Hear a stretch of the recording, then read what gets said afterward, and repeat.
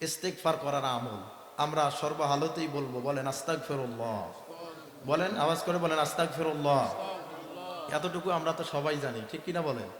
এতটুকু আমলের কেমন দাম? মদিনাওয়ালা নবী বলেন, কোনো ব্যক্তি যতক্ষণ পর্যন্ত এই আমলগুলো করতে থাকবে, আল্লাহ পাক নিজেই জিম্মাদার হয়ে তার উপর থেকে সমস্ত আপদ বিপদ বালা মুসিবত তাকে হেফাজত করে দিবেন। সুবহানাল্লাহ বলেন।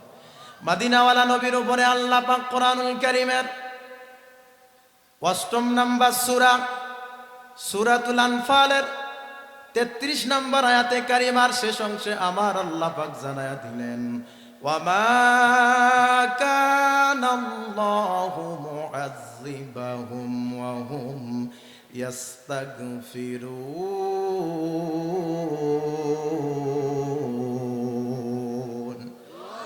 আল্লাহ পাক আয়াতে কারিমার মধ্যে বললেন, রে দুনিয়াবাসী,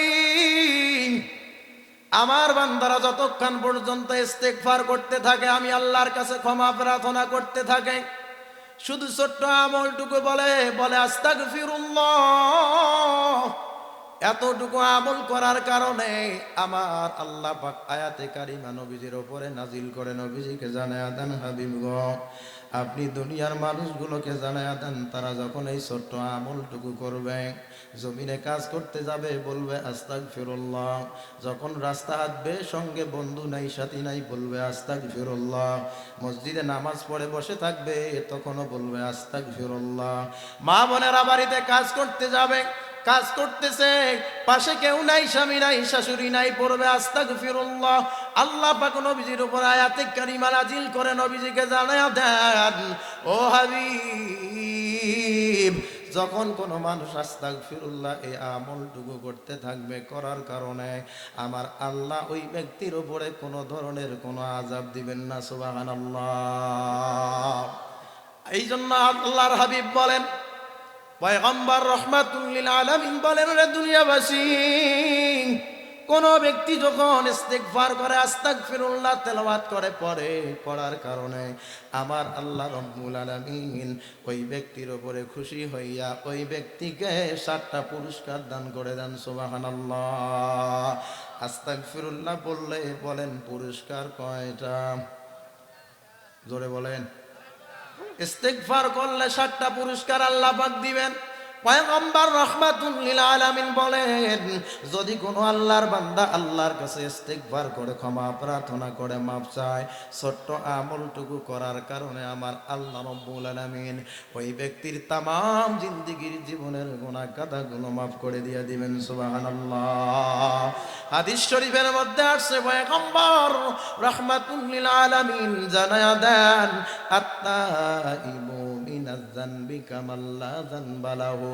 ইস্তিগফার আর তওবাটা হলো কাছাকাছি। কোনো ব্যক্তি আল্লাহর কাছে যখন ইস্তিগফার করে, গুনার জন্য মাফ চায়, আল্লাহকে বলে, আল্লাহ জীবনে অনেক নামাজ ছাড়ছি, রোজা ছাড়ছি, নেক আমল ছাড়ছি, মা বাবার খেদমত করি নাই, নেক আমল করি নাই, কোরআনওয়ালা মানুষদের বিরোধিতা করেছিলাম, মালিক তুমি আমাকে মাফ করে দাও। আল্লাহ বলেন, শুধু আমি তাকে মাফ করে দেই না, তার তামাম জিন্দেগীর গুনাহগুলো মাফ করে দিয়া তাকে নিষ্পাপ গানা মাসুম সন্তানের মতো বানায়া দেই। সুবহানাল্লাহ। তওবা করার 1 নাম্বার পুরস্কার হলো তাহলে ইস্তিগফার করলে পরে আমাদের তামাম জিন্দেগীর জীবনের গুনাহ কাদাগুলো মাফ করে দিবেন যিনি। আওয়াজ করে বলুন না তিনি কে? ও মুসলমান, আল্লাহ হলো বড় রহমান। যত জায়গায় আমার রব কঠিন শব্দ ব্যবহার করেছেন, তত জায়গায় আমার আল্লাহ রহমান শব্দ ব্যবহার করেছেন। যত জায়গায় আমার আল্লাহ শক্ত অবস্থান ধারণ করেছেন, তত জায়গায় পরে আমার আল্লাহ বান্দার জন্য দয়ালু হয়ে গেছেন। আল্লাহ কেমন দয়ালু? বুখারী শরীফের হাদিসের মধ্যে আসছে, আল্লাহর হাবিব রাহমাতুল লিল আলামিন বলেন, মুসা আলাইহিস সালাতু ওয়াস সালাম তুর পাহাড়ে গিয়েছিলেন আল্লাহর সঙ্গে কথা বলার জন্যে। নিয়মিত আল্লাহর সঙ্গে তিনি কথা বলতেন। মুসা আলাইহিস সালাম আমার আল্লাহকে ডাক দিয়া বললেন, আল্লাহ, আমি জাহান্নামী মানুষ দেখতে চাই, আমার মনের আশাটা পূরণ করবেন নি? আল্লাহ ডাক দিয়া বলে, মুসা, আমার বান্দাকে জাহান্নাম দিয়েছি না জান্নাত দিয়েছি তোমার জেনে লাভ কি? মুসা আলাইহিস সালাতু ওয়াস সালাম বলে, আল্লাহ, আমার খুব বড় শখ, জাহান্নামী মানুষের সাক্ষাৎ লাভ করতে চাই। আল্লাহ ডাক দিয়া বলে, রে মুসা, আমি আল্লাহ বান্দারে বানাইছি গুনার কারণে, অপরাধের কারণে। আমি আল্লাহ আমার বান্দাকে জাহান্নাম দিব না জান্নাত দিব, এটা আমার ব্যাপার। কিন্তু তুমি কেন জাহান্নামী মানুষের সাক্ষাৎ লাভ করতে চাও? মুসা আলাইহিস সালাম তখন ডাক দিয়ে বলল, আল্লাহ, আপনি যদি আমারে জাহান্নামী মানুষের সাক্ষাৎ দেন, তাহলে আমি তার কাছে জানবো জাহান্নামের শাস্তি কেমন, কি অবস্থা হয়। একটু জেনে জেনে বনি ইসরাইলের মানুষগুলোকে বলে বেড়াবো গো আল্লাহ, একবার দেখার সুযোগ করে দেন। আল্লাহ ডাক দিয়া বলেন, রে মুসা, যেহেতু তুমি নবী মানুষ, আমার বান্দা কোন অপরাধে জাহান্নাম গেল সেই অপরাধের কথা তুমি জিজ্ঞাসা করতে চাও, আমি আল্লাহ এমন রব, আমার বান্দার জীবনের গুনাহ আমি জানবো, মানুষরে জানতে দেব না। আওয়াজ করে বলা যায় নাকি আল্লাহু আকবার? আল্লাহ ডাক দিয়া বললেন, ওরে মুসা, তবে যেহেতু তুমি পয়গম্বর, সেহেতু আমি আল্লাহ তোমার দাবি মঞ্জুর করব একটা শর্ত। শর্তটা হলো, রে মুসা, তুমি যদি জাহান্নামী মানুষের দেখা করতে চাও, তাহলে জাহান্নামী মানুষের দেখা করতে পারবা, কিন্তু কোনো কথা বলতে পারবা না, কথা বলা যাবে না। হুকুম দিলেন যিনি, বলুন না তিনি কে? মুসা আলাইহিস সালাতু ওয়াস সালাম বলল, আল্লাহ ঠিক আছে, দেখা করব, কিন্তু কোনো কথা বলবো না। আল্লাহ বলে, মুসা, জাহান্নামী মানুষের সাক্ষাৎ যদি পেতে চাও, তাহলে দেরি করো না, সকালবেলা তোমার বাড়ির সামনে রাস্তার পাশে দাঁড়িয়ে থাকবা, দেখতে পাবা একজন জাহান্নামী মানুষ তুমি মুসার সামনে হেঁটে হেঁটে আসতেছে, কিন্তু মুসার এক কথা বলতে পারবি না। আল্লাহর হুকুম অনুযায়ী মুসা আলাইহিস সালাম জাহান্নামী মানুষ দেখার জন্য সকালবেলা রাস্তার পাশে দাঁড়ায় আছে। একজন মানুষ মুসা নবীর দিকে হেঁটে আসিয়া মুসা নবীর সামনে দাঁড়ায় গেছে, কিন্তু মুসা আলাইহিস সালাম মানুষটার দিকে সুন্দর করে তাকাইলেন। তাকার পরে মুসা নবী ওই মানুষটাকে কোনো কথা বললেন না, বললেন, এখন চলে যাও, লোকটা বিদায়। মুসা আলাইহিস সালাম এবার দৌড় দিয়া আমার আল্লাহর দরবারে তুর পাহাড়ে চলে গেলেন।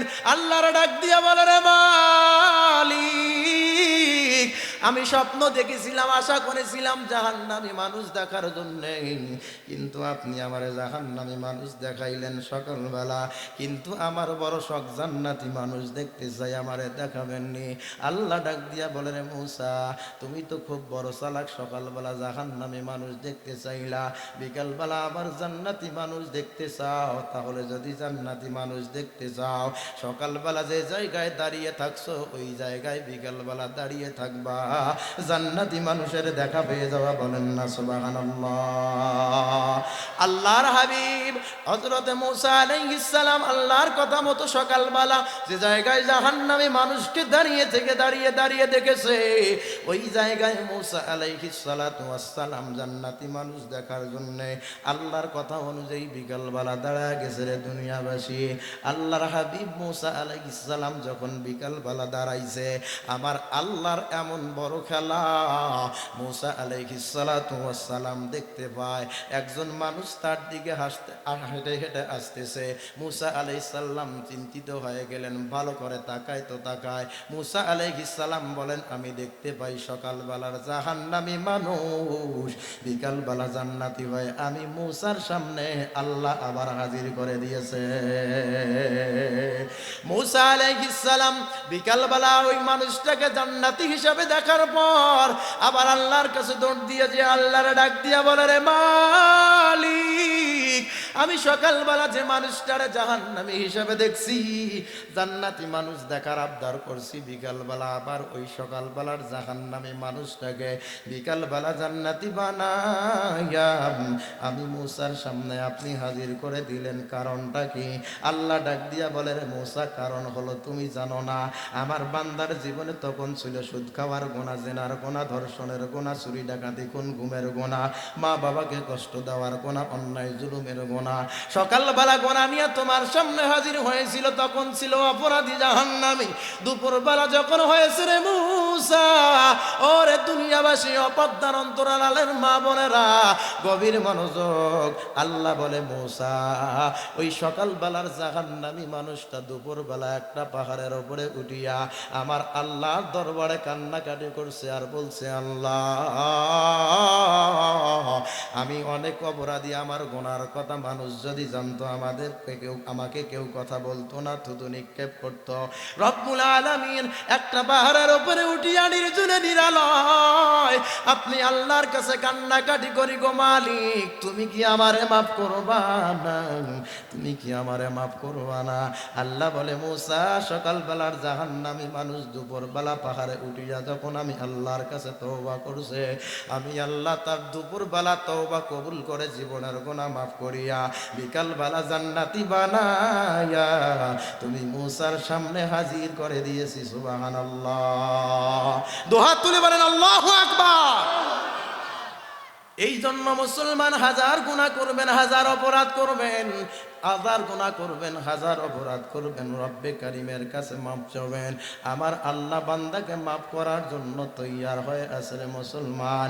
এই জন্য ইস্তিগফার করুন। আস্তাগফিরুল্লাহ যখন পড়বেন, সর্বপ্রথম পুরস্কার হলো তার জিন্দেগীর জীবনের গুনাহগুলো মাফ করে দিবেন যিনি তিনি কে।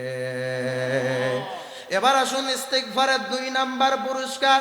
পয়গম্বর রাহমাতুল লিল আলামিন বলেন, মানুষ রিজিকের জন্য কত দৌড়াদৌড়ি করে, মানুষ রিজিকের জন্য মানুষকে খুন করে, মানুষ রিজিকের জন্য মানুষ হত্যা করে, মানুষ রিজিকের জন্য মানুষকে চুরি করে, ডাকাতি করে, কত কিছু অন্যায় জুলুম অত্যাচার করে। বাবাজি, রিজিকের জন্য কোনো ব্যক্তি যখন এই ছোট্ট আমলটুকু করবে, আমার আল্লাহ রব্বুল আলামিন তার রিজিকের অভাব দূর করে দিবেন। সুবহানাল্লাহ। তার রিজিকের জন্য মানুষের কাছে হাত পাতা লাগবে না, তার রিজিকের জন্য মানুষকে হত্যা করা লাগবে না। ইনকিলাবের একজন পরিচালক, ইনকিলাবের একজন দায়িত্বশীল নেতা ওসমান হাদি ভাই, আমি দেখেছি এই লোকটা জামাত ভুল করলো বিরোধিতা করত, আওয়ামী লীগ ভুল করলো বিরোধিতা করত, বিএনপি ভুল করলো বিরোধিতা করত, যে দলের বিরোধিতা করুক না কেন এই ওসমান হাদি অন্যায়ের বিরুদ্ধে রুখে দাঁড়াতে আওয়াজ করে বলেন ঠিক কি না? আমরা এতদিন জুলুম নির্যাতন অত্যাচার সহ্য করার পরে আমরা আমাদের দেশের স্বাধীনতা পুরাপুরি ফিরে পাই নাই। কারণ এই দেশ চলতেছে মানুষের মানব রচিত আইন দিয়া। যতদিন পর্যন্ত আল্লাহর বিধান দিয়া, কোরআন দিয়া এই দেশ পরিচালিত হবে না, এই দেশ থেকে ততদিন খুন গুম আর ধর্ষণ যাবে না। আওয়াজ করে বলেন ঠিক কিনা? অতএব এই দেশে শান্তি ফিরতে গেলে, এই দেশের মানুষ মুক্তি পেতে গেলে, এই দেশের মানুষ খুন গুম ধর্ষণ থেকে বাঁচতে গেলে কোরআনের সমাজের বিকল্প নাই। আওয়াজ করে বলেন ঠিক কিনা? এই জন্য কোরআনের সমাজ আমরা দেখতে চাই কি চাই না? কারা কারা চাই হাত তুলে আমার আল্লাহকে দেখা দেয়।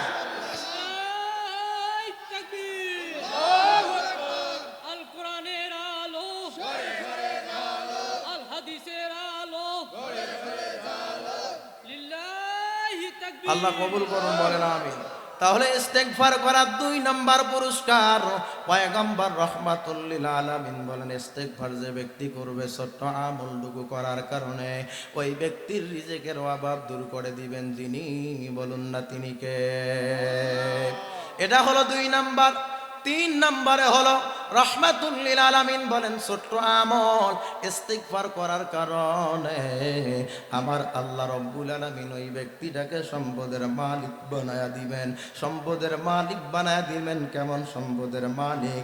অনেক মানুষের দনকাদন জমি আছে, অনেক মানুষের অনেক একরের জমি আছে, অনেক গার্মেন্টস আছে, অনেক ফ্যাক্টরি আছে, অনেক টাকা পয়সা আছে, কিন্তু বাবাজি না না, এই মানুষটার অর্থ সম্পদ থাকার কারণে জাহান্নামী হতেও পারে, কিন্তু আপনার সম্পদ কম, আপনি ইস্তেগফারের আমল করেছিলেন, আপনার সম্পদের বন্টন ছিল ভালো, ভালো থাকার কারণে জান্নাত দিবেন যিনি, বলুন না তিনি কে?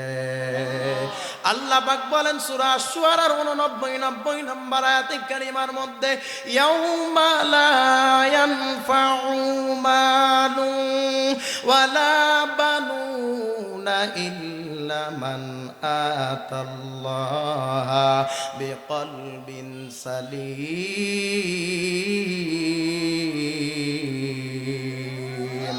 আল্লাহ আল্লাহ বলেন ইস্তেগফার করার কারণে আমি আল্লাহ তাকে শুধু সম্পদের মালিক বানায় দিব না, না, ইস্তেগফার যে ব্যক্তি করবে তাকে সম্পদের মালিক তো শুধু বানায় দিব এতটুকুর মধ্যে নয়, ইয়াউমা লা ইয়ানফাউ মালুন ওয়ালা বানুন, কিয়ামতের দিন ধন সম্পদ আর সন্তান সন্ততি কোনো কাজে আসবে না, ইল্লা মান আতাল্লাহা বিকলবিন সালিম, কেবলমাত্র শুধুমাত্র যে ব্যক্তি সুস্থ মন নিয়ে প্রকৃত ইসলাম মেনে আল্লাহর কোরআনকে জীবন বিধান হিসেবে মেনে নিজে কোরআন মানবে, পরিবারের মানুষকে মানাবে, নিজে কোরআন মানবে, সমাজের মানুষকে মানাবে, নিজে কোরআন মানবে, কোরআনওয়ালা নেতার পিছনে দৌড় দিবে, এই রকম নেক আমলগুলো ওই ব্যক্তি যখন করবে খাঁটি মুসলমান হয়ে কবরে যাবে। আমার আল্লাহ পাক রব্বুল আলামিন বলেন ওই ব্যক্তি আমি আল্লাহর কাছে মুক্তি পাবে। যার সম্পদ ছিল, টাকা ছিল, পয়সা ছিল, কিন্তু বন্টন ভালো ছিল না, কোরআনের জন্য ব্যয় করতো না, সে কারণের সঙ্গে জাহান্নামী হয়ে যাবে। বলেন নাউজুবিল্লাহ। আল্লাহ কিয়ামতের দিন ডাক দিয়া বলবে আইনা ফিরাউন, আইনা কারুন, আইনা নমরুদ। এই রকম করে আমার আল্লাহ কিয়ামতের দিন এদেরকে ডাক দিয়া বলবে ও দুনিয়ার রাজা বাদশারা, তোমার সম্পদ ছিল, তোমার বাড়ির পাশে মসজিদ, কিন্তু মসজিদের চাইতে তোমার বাড়ির বিছানা, তোমার বাড়িটা খুব সুন্দর ছিল, আল্লাহর জন্য ব্যয় করো নাই, কোরআনের জন্য ব্যয় করো নাই, দিন প্রতিষ্ঠার জন্য ব্যয় করো নাই, না করার কারণে কারণের সঙ্গে তাদের হাসর নাসর হবে। আর যে ব্যক্তি আল্লাহর জন্য সম্পদ উপার্জন করার পরে আল্লাহর দিনের জন্য ব্যয় করবে, বিলীন করবে, আমার আল্লাহ আবু বকরকে যেমনি ভাবে 8টা জান্নাতের দরজা উন্মুক্ত করে দিবেন, সম্পদের সঠিক বন্টন করার কারণে আমার আল্লাহ তার জন্য 8টা জান্নাতের দরজা উন্মুক্ত করে দিবেন। সুবহানাল্লাহ। তাহলে ইস্তেগফার করার 3 নাম্বার আমল হলো সম্পদের মালিক বানায় দিবেন। বলেন কে? 4th নাম্বার যে পুরস্কারটা হলো ইস্তেগফার করার ওয়াবানিন।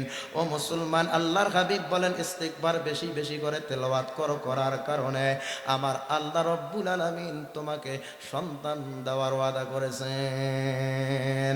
আওয়াজ করে বলবেন সন্তান দেওয়ার মালিক যিনি তিনি কে?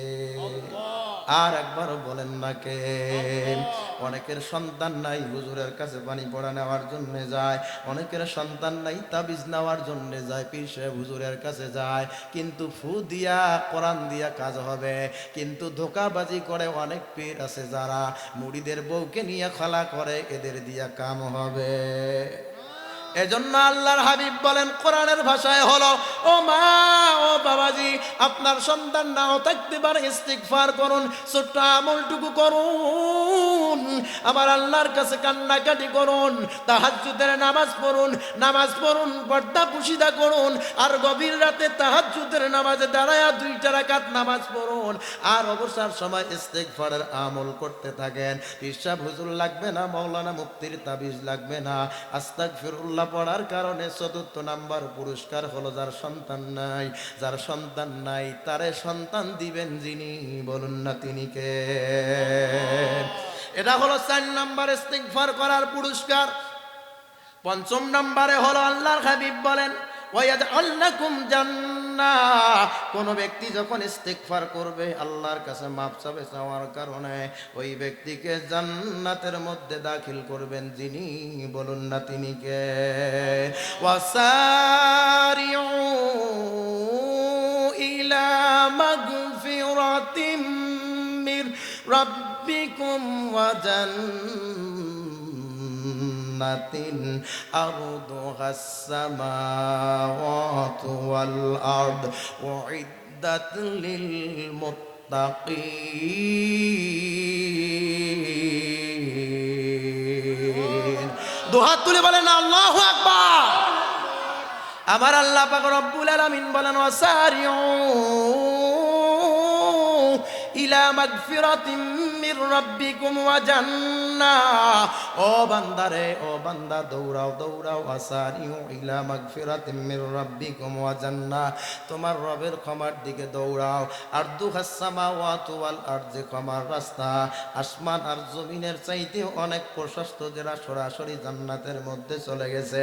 যে ব্যক্তি আল্লাহর কাছে ক্ষমা প্রার্থনা করবে, আল্লাহর কাছে মাফ চাবে, আল্লাহর ক্ষমার দিকে দৌড়াবে, আজান হলে মসজিদে দৌড় দেন, এটা হলো আল্লাহর ক্ষমা ক্ষমার দিকে দৌড়া।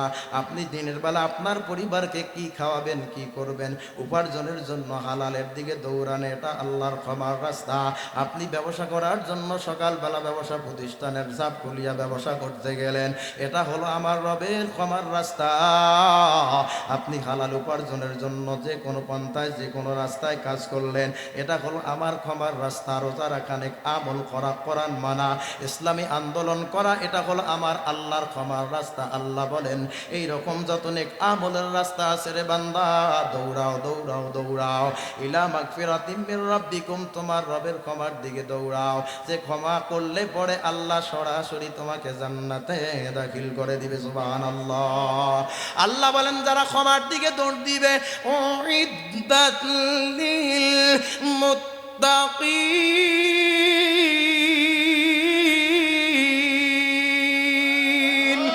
আল্লাহ পাক রব্বুল আলামিন বলেন যে আমি আল্লাহর ক্ষমার দিকে দৌড়াই, এই ব্যক্তিটা দুনিয়ার সাধারণ কোনো মানুষ থাকতে পারে না, এই ব্যক্তিটা দুনিয়ার সাধারণ কোনো মানুষ হতে পারে না। যদি মানুষের বাড়িতে কাজ করে খায়, ভ্যানও চালায়, রিক্সাও চালায়, আমি আল্লাহর কাছে ক্ষমা প্রার্থনা করার কারণে আমি আল্লাহ ওই ব্যক্তিটাকে মুত্তাকি বানায়া দেই। সুবহানাল্লাহ। এটা হলো পঞ্চম নাম্বার পুরস্কার। আল্লাহর কাছে যে ব্যক্তি ক্ষমা প্রার্থনা করবে, মালিক রে বলবে, রে মালিক তুমি আমারে মাফ করে দাও, ইস্তিগফার করার কারণে পঞ্চম নাম্বার পুরস্কার হলো ওয়াজআল লাকুম জান্নাহ, মরণের পরে তাকে জান্নাত দিবেন যিনি, বলুন না তিনি কে? ষষ্ঠ নাম্বারে আল্লাহর হাবিব বলেন ইস্তিগফার করনেওয়ালা ব্যক্তির পুরস্কার হলো ওয়াজআল লাকুম আনহার, যখন কোনো ব্যক্তি আমার আল্লাহর কাছে মাফ চাবে, ক্ষমা প্রার্থনা করবে, ইস্তিগফার করবে, ছোট্ট আমলটুকু করার কারণে আমার আল্লাহ রব্বুল আলামিন ওই ব্যক্তিটাকে জান্নাতের নহর দান করে দিবেন। সুবহানাল্লাহ। 500 বছরের একজন আবেদ বান্দা জান্নাতি হয়ে যাবে। আল্লাহর ডাক দিয়া বলবে, রে মালিক তুমি আমাকে একটু পানির ব্যবস্থা করে দাও, আমার পানির পিপাসা। সঙ্গে সঙ্গে ফেরেশতা মণ্ডলী তার কাছে এসে তাকে জিজ্ঞাসা করবে কি ব্যাপার, কিছু লাগবে নি? বলে পানির পিপাসা লাগছে, একটু পানি খাবো। আল্লাহ বলবেন ফেরেশতা তার কাছে একটু আমল নাও, আমলের বিনিময়ে 1 গ্লাস পানি দাও। ফেরেশতারা বলবে আমল দাও, পানি নাও। এক হাতে আমল দিবে, এক হাতে পানি নিবে, পানি দিবে, পানি নিবে আর আমল দিবে। ওই ব্যক্তির 1 গ্লাস পানি পাওয়ার পরে পানি তৃষ্ণা মিটবে না। ওই আল্লাহর বান্দা, জান্নাতি বান্দা বলবে, ও ফেরেশতারা আমার জন্য আরো পানির ব্যবস্থা করো। তখন আল্লাহ বলবে, ও ফেরেশতা তার কাছে আমল নাও, আবার পানি দাও। ফেরেশতা এসে বলবে, রে ভাই তুমি পানি পাবা যদি আমল দাও, পানি নিতে পারবা। বলে 500 বছর ইবাদত করেছিলাম, 1 গ্লাস পানি খাওয়ার বিনিময় আমি 500 বছরের ইবাদত 1 হাত দিয়ে নিয়ে দিয়েছি, আর 1 হাত দিয়ে 1 গ্লাস পানি খাইছি। এখন তো 500 বছরের ইবাদত দেওয়ার মতো আমার কোনো আমল নাই। তখন ফেরেশতা বলবে, তোমার জন্য খাবারের আর কোনো পানিও নাই। এই জন্য আল্লাহ বলেন 1 গ্লাস পানিরও দাম অনেক। ও মুসলমান, আল্লাহ এই জন্য বলেন ওয়াজআল লাকুম আনহার, রবের কাছে ক্ষমা প্রার্থনা করো, ইস্তিগফার করো, আমার আল্লাহর কাছে মাফ চাও। আল্লাহর কাছে মাফ চাওয়া চাইলে পরে আমার আল্লাহ ওয়াজআল লাকুম আনহার, মরণের পরে তোমাকে সীমাহীন জান্নাতের শরবতের নহর দান করবে। সুবহানাল্লাহ। এটা গেল 6ষ্ঠ নাম্বারে। তাহলে 7ম নাম্বারে আসেন। ও মুসলমান, অনেক মানুষের টাকা পয়সা থাকার কারণে গরম, অনেক মানুষের ক্ষমতা থাকার কারণে গরম, অনেক মানুষের নেতা হাত থাকার কারণে গরম। এমনও নেতা আছে দলের লিস্টে তার নাম নাই, নেতার জ্বালায় এলাকায় ঘোরা যায় না। বলেন ঠিক কিনা? ও মুসলমান, নেতার নাম তালিকায় নাই, কিন্তু নেতার পাওয়ারে এলাকায় রাস্তায় ঘোরা যায় না, যেটা আমরা গততে দেখেছি, সামনেও দেখতেছি, এটা আর দেখতে চাই না। ঠিক কিনা বলেন? ও মুসলমান, শক্তি দিয়ে আল্লাহর জান্নাত যাওয়া যায় না। আপনি আপনার এলাকার বড় কবরস্থানের পাশে গিয়ে একটু দাঁড়ায়া দেখেন যে মানুষগুলো সুদ খাইতো, ঘুষ খাইতো, জেনা ব্যভিচারে লিপ্ত থাকতো, অন্যায় করতো, অশ্লীল বেহায়াপনা কাজের মধ্যে লিপ্ত থাকতো। একটিবারের জন্য দাঁড়ান, আপনার ঈমান তাজা হবে। দেখবেন যারা হু বলতে একবার নাই ডাকতে হাজার হাজার লাঠি নিয়ে বের হইতো, সেই মানুষের প্রাণ চলে গেছে। বুকের ওপরে, কবরের ওপরে ঘাস গজাইছে, হাতলাটা পর্যন্ত ভেঙে গেছে, মাটি দেওয়ার মতো ওই নেতার পাশে কোনো লোক পাওয়া যায় না। ও মুসলমান, একটু দুনিয়ার কবরের পাশে দাঁড়ায়া দেখেন নেতার কি অবস্থা। অনেক বড় নেতা ফোন করলে পুলিশ আছে, অনেক বড় নেতা তার জ্বালা এলাকায় থাকা যায় না, ঠিক কিনা বলেন? এত বড় নেতা হওয়ার পরেও সে যখন অসুস্থ হয় বিছানায় পড়ে যায়, জিন্দা থাকতে কত নেতা রাস্তায় ঘুরে, তার পিছনে সামনে ডাইনে বামে উপরে নিচে চতুর্দিক দিয়া নেতার অভাব নাই। মৃত্যুবরণ করতে দেরি বা বিছানায় পড়তে দেরি, নেতার প্রসাব পরিষ্কার করার মতো লোক খুঁজে পাওয়া যায় না। এমনকি কোরআন বিরোধী নেতা হওয়ার কারণে বিপদের সময় তার নিজের বউটাও পাশে থাকে না। ও মুসলমান, এই জন্য ইস্তিগফার করার ৭ম নাম্বার পুরস্কার হলো রবের কাছে মাফ চান, রবের কাছে ক্ষমা প্রার্থনা করেন। দুনিয়ার শক্তি আপনার কাছে পরাজিত লাভ করবে, আপনি বিজয় লাভ করবেন, আপনি বিজয় লাভ করবেন। ৭ম নাম্বার যে পুরস্কারটা হলো, যা শক্তি আছে, যা শক্তি আছে আমার আল্লাহর কাছে ইস্তিগফার করার কারণে সেই শক্তিকে দ্বিগুণ বানায় দিবেন যিনি, বলুন না তিনি কে? আমরা সংক্ষিপ্ত সময় যেটুকু আলোচনা জানলাম, কোন ব্যক্তি যদি আল্লাহর কাছে ইস্তিগফার করে মাফ চাই, মাফ চাওয়ার কারণে আমাদেরকে 7টা পুরস্কার দান করবেন যিনি, বলুন না তিনি কে? 1 নম্বরে হলো আমাদের তামাম জিন্দিগির গুনাহগুলো মাফ করে দিবেন, বলেন কে? 2 নম্বরে ইস্তিগফার করার কারণে আল্লাহ রব্বুল আলামিন আসমান থেকে আমাদের জন্য রিজিকের বরাদ্দ করে দিবেন, সুবহানাল্লাহ। 3 নম্বরে আমার আল্লাহ মালের মালিক বানায়া দিবেন, সম্পদের মালিক বানায়া দিবেন, যখন যেটা দরকার দিবেন একজন, বলুন না তিনি কে? এটা হলো 3 নাম্বার। 4র্থ নম্বরে ওয়াবারিন, সন্তানের জন্য কোনো দরবারে যাওয়া লাগবে না, কোনো মানুষের কাছে যাওয়া লাগবে না। আমল করেন, ইখলাস ওলাফান আমার আল্লাহর কোরআন তেলাওয়াত করেন, আমার আল্লাহর ডাকেন, ইস্তিগফার করলে পরে আমার আল্লাহ সন্তান দেওয়ার ওয়াদা করেছেন, সুবহানাল্লাহ। 5ম নাম্বার ওয়ায়াজআল লাকুম জান্নাহ, ইস্তিগফার করার কারণে আমার আল্লাহ ওই ব্যক্তিকে জান্নাতে দাখিল করে দিবেন। 6ষ্ঠ নাম্বার ওয়ায়াজআল লাকুম আনহার, ইস্তিগফার করার কারণে আমার আল্লাহ ওই ব্যক্তিকে জান্নাতের নহর দান করে দিবেন। 7ম নাম্বারে আল্লাহর কাছে যে ব্যক্তি মাফ চায়, আল্লাহরে বলে আল্লাহ তুমি আমারে মাফ করে দাও, আমার আল্লাহ ওই ব্যক্তিটাকে দুর্বল রাখেন না, দুর্বল রাখেন না, আমার আল্লাহ রব্বুল আলামিন ওই ব্যক্তিটার শক্তিকে দ্বিগুণ বানায় দেন। আমার মনে বড় আশা ছিল যাব মদিনায়, বলুন আমার মনে বড় আশা ছিল যাব মদিনায়। সালাম আমি করিব গিয়া, সালাম আমি করিব গিয়া নবীর রওজায়। আমার মনে বড় আশা ছিল যাব মদিনায়, আমার মনে বড় আশা ছিল যাব মদিনায়। আওয়াজ করে বলুন না আল্লাহু আকবার, দুহাত তুলে বলেন আল্লাহু আকবার।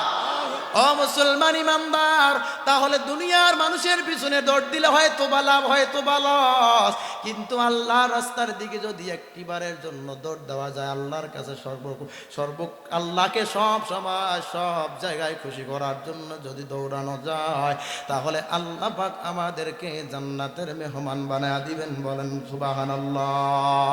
ও মুসলমান ইমানদার, আল্লাহর গোলাম, আমার আল্লাহ রে যদি আপনি খুশি করতে পারেন, রাজি করতে পারেন, আল্লাহ পুরস্কার দেয়।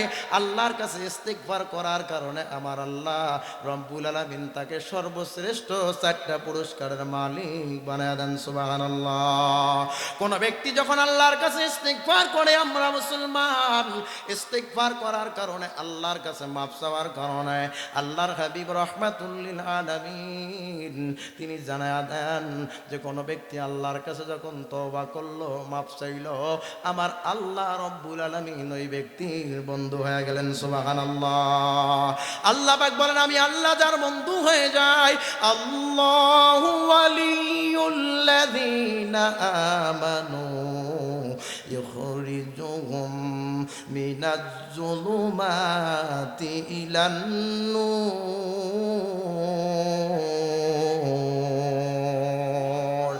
আল্লাহ বলেন, বান্দা তুমি আমি আল্লাহর কাছে যখন ক্ষমা চাইছো, ইস্তেগফার করেছো, তওবা করছো, করার কারণে আমি আল্লাহ রব্বুল আলামিন বললাম, আল্লাহু ওয়ালিয়ুল্লাযীনা আমানু, আমি তোমার বন্ধু হয়ে গেছি। এতটুকুর মধ্যে নয়, ইখরিজুহুম মিনাজ-জুলুমাতি ইলান-নূর, আমি আল্লাহর বন্ধু হওয়ার কারণে দুনিয়ার সমস্ত জুলুম থেকে, সমস্ত অন্ধকার থেকে তোমাকে আলোর রাস্তায় নিয়ে গেলাম। বলুন না সুবহানাল্লাহ। যে ব্যক্তি নামাজ পড়ে না, এটা হলো ইলাজ জুলুমাত, অন্ধকারের রাস্তায়। যে ব্যক্তির উপরে রোজা ফরজ হয়েছে, কিন্তু না না, রমজান মাস আসলে পরে ঘরের মধ্যে ঢুকে খায়, পেটটা বড় করে রাস্তায় ঘুরে বেড়ায়, আর সবার সামনে বেহায়ার মতো বলে আমি রোজাদার। বলেন ঠিক কিনা? ও মুসলমান, ওই ব্যক্তি জুলুমের মধ্যে আছে যার উপরে রোজা ফরজ, শরীর স্বাস্থ্য ভালো কিন্তু রোজা থাকে না। ওই ব্যক্তি জুলুমের রাস্তায় আছে। যেই ব্যক্তিটা মা বাবার খেদমত করে না, ওই ব্যক্তিটা জুলুমের রাস্তায় আছে।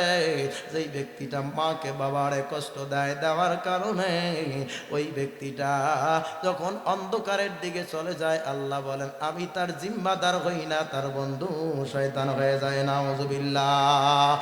মুফাসসিরিন ইকরাম বলেন, কোন ব্যক্তি আল্লাহর কাছে তওবা করার কারণে আল্লাহ তারে পুরস্কার দিবেন চারটা। জোরে বলেন কয়টা?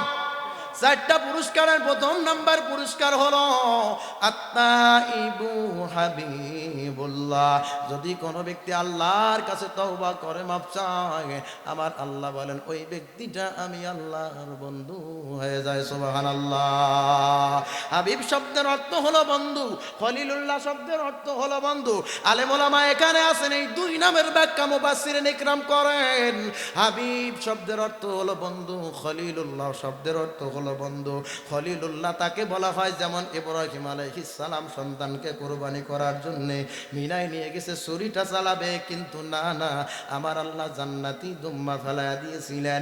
আল্লাহ বললেন, ও ইব্রাহিম, তোমার স্বপ্নকে তুমি বাস্তবে পরিণত করতে চলেছ। অতএব রে ইব্রাহিম, তুমি আজ থেকে দুনিয়ার সাধারণ মানুষ নও, তুমি আজকে থেকে হলে খলিলুল্লাহ। আওয়াজ করে বলা যায় নাকি সুবহানাল্লাহ? খলিলুল্লাহ শব্দের অর্থ হলো বন্ধু।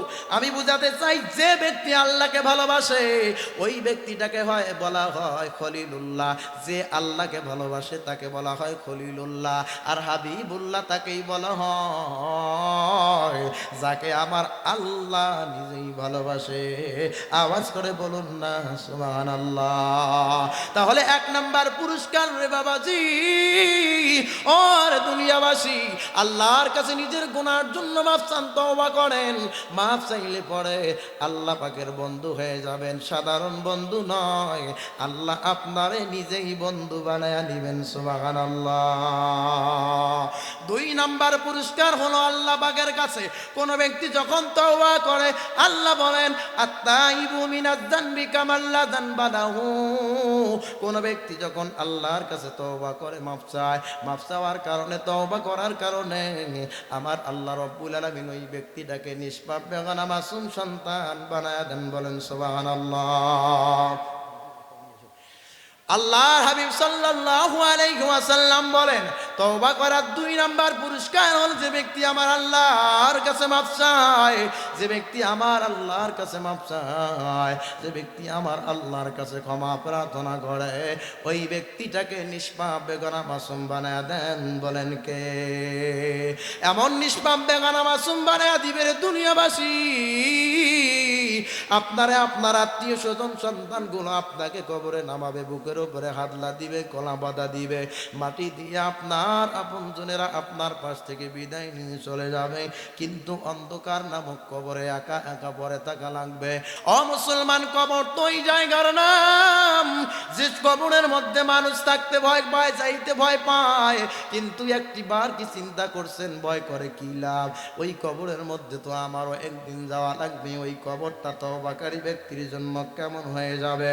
পয়গম্বর রাহমাতুল লিল আলামিন বলেন, ক্বালু ইয়া ওয়াইলানা মান বা'আসানা মিন মারকাদিনা হাযা মা ওয়া'আদার রাহমানু ওয়া সাদাকাল মুরসালুন।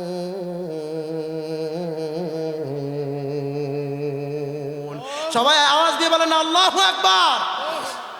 আমার আল্লাহ বলেন, যখন কোন আল্লাহর প্রকৃত বান্দা, যখন কোন আল্লাহর প্রকৃত বান্দা আমার আল্লাহর কাছে তওবা করবে, ইস্তেগফার করবে, ক্ষমা প্রার্থনা করবে, আমার আল্লাহ রব্বুল আলামিন ওই ব্যক্তিটাকে একটা সন্তান মায়ের পেটে দুগ্ধ পান করতে করতে যেমনি ভাবে ঘুমায়া পড়ে, ঠিক তেমনি ভাবে আল্লাহর হাবিব বলেন, প্রকৃত তওবাকারীর তওবা আমার আল্লাহ কবুল করার কারণে ওই ব্যক্তিটা মায়ের কোলে সন্তান দুধ খাইতে খাইতে যেমনি ভাবে ঘুমায়া যায়, আল্লাহর প্রকৃত ইস্তেগফার করনেওয়ালা তওবাকারী বান্দা ওই মায়ের দুগ্ধ পান করার মতো কবরের মধ্যে ঘুমাবে। কেমন ঘুম ঘুমাবে? কিয়ামত এসে যাবে, ঘুমটা যখন ভেঙে যাবে আল্লাহর ডাক দিয়া বলবে, আল্লাহ আমাকে তো আমার আত্মীয় স্বজনেরা আমার কবরের মধ্যে দাফন করে বিদায় নিয়ে চলে গিয়েছিল, ও আল্লাহ আজকে আমার আরামের ঘুমটা কে ভেঙে দিল?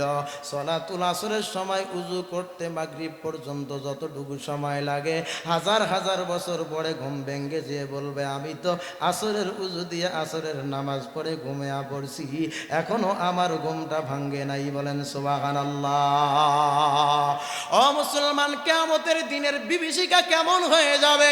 গুনাহগারদের মাথার মগজগুলো গলে যাবে, কুকুরের মতো কুত্তার মতো মানুষদের গুনাহগারদের জিহ্বাগুলো তাদের লম্বা হয়ে যাবে, নাভি পর্যন্ত নেমে আসবে।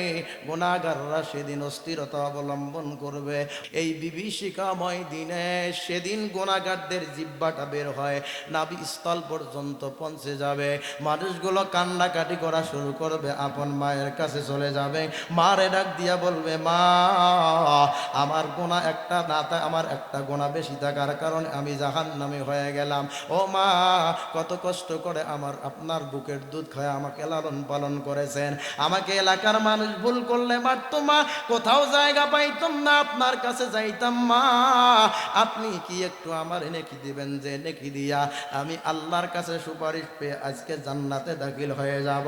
জনম দুঃখিনী মা তখন ডাক দিয়া বলে, সন্তান না না, তোমার জীবনের গুনাহ মাফ করার জন্য একটি নেকি পর্যন্ত জীবনা, কারণ মা সেদিন ভুলে ফেলবে দুনিয়ায় তার সন্তান ছিল, সন্তানের সামনে মা বলবে দুনিয়ায় আমার কোনো সন্তান ছিল না, অস্বীকৃতি জ্ঞাপন করবে। বলেন আল্লাহু আকবার। ও মুসলমান, যেখানে মা চিনবে না, যেখানে মা বাবা চিনবে না, যেখানে নেতা চিনবে না, আর আপনি দুনিয়ার নিজের মা বাবার খেদমত বাদ দিয়া আপনি আপনার শ্বশুর শাশুড়ির বেশি খেদমত করলেন, বলেন ঠিক কিনা? অনেক নফরমান আছে মানুষের সামনে হাজার হাজার টাকা দানবীর সাজে দান করে, হাজার হাজার টাকা মানুষদেরকে নাস্তা পানি খাওয়ায়, কিন্তু খবর নিয়ে দেখেন তার মা মানুষের বাড়িতে কাজ করে খায়, মায়ের খবর রাখে না। বলেন ঠিক কিনা?